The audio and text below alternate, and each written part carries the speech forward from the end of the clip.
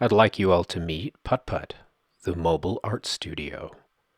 My name is Robert, and I'm headed up Schnebly Hill Road in Sedona, Arizona, for another episode of I Can't Paint. I'm here right at where the road gets a little too rough for little Putt Putt to make it any further.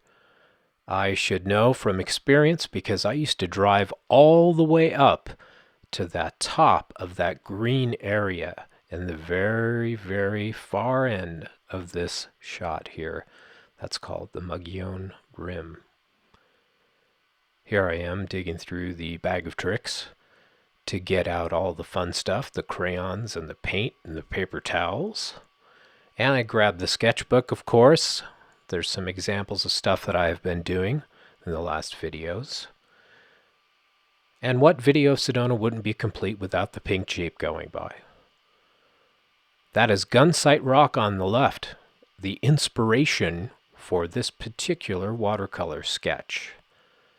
Now I'm just getting everything set up in the tiny studio, which is very cozy.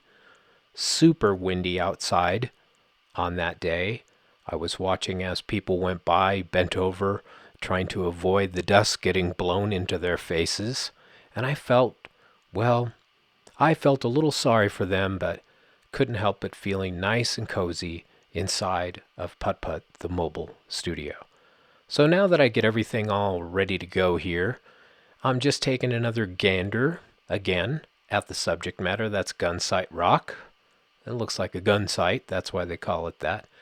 And I'm just going to start sketching, and I like to usually do that with the small brush that I have here.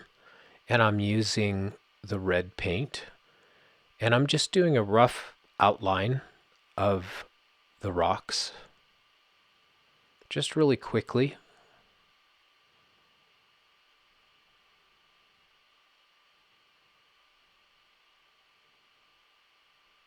I'm not really too concerned here about being absolutely, completely accurate at what it is that I'm portraying.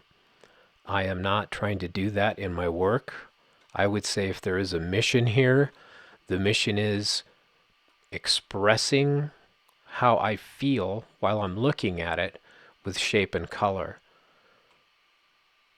I'm not really going for that photorealistic interpretation. There's nothing wrong with that, of course. It's just not my style. I really enjoy the fluidity of working with watercolor. It can be extremely frustrating because it's like you have to work backwards, but of course, I don't really pay any attention to the rules. I don't know. I just kind of go for it. I don't care if I'm making a lot of mistakes here. I just want to lay down some color.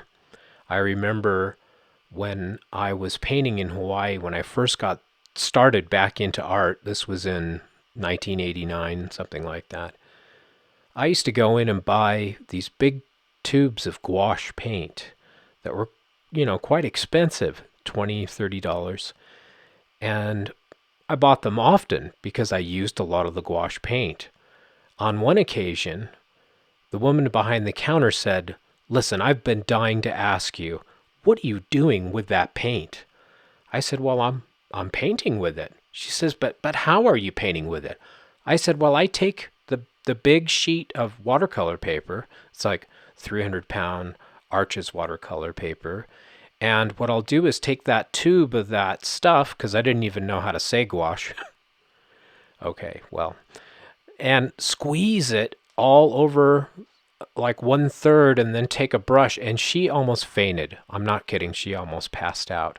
"You can't use that paint that way. That tube should last you a year."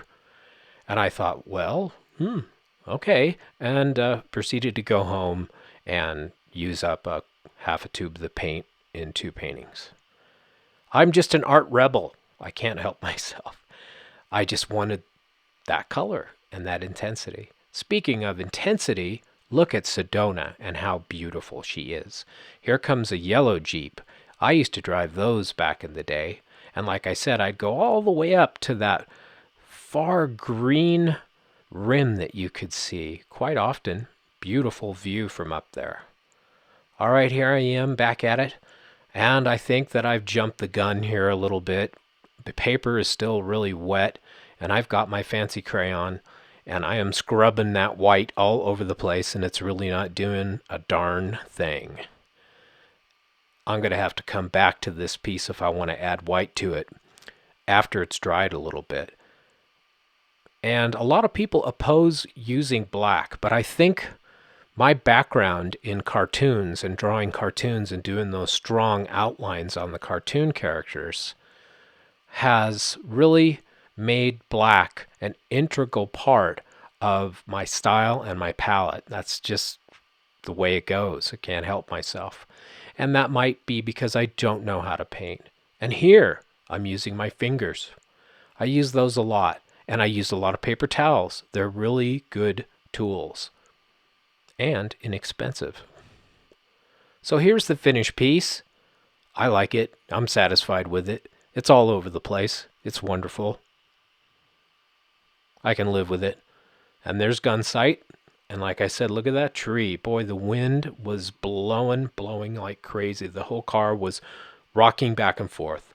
So you see the road closed sign right there. This road does get closed down quite a bit. And what you're seeing in front of you here looks pretty tame. But if you go any further with a low clearance vehicle, you'll be calling 1-800-GO-FOR-TOWS. I guarantee you'll get stuck.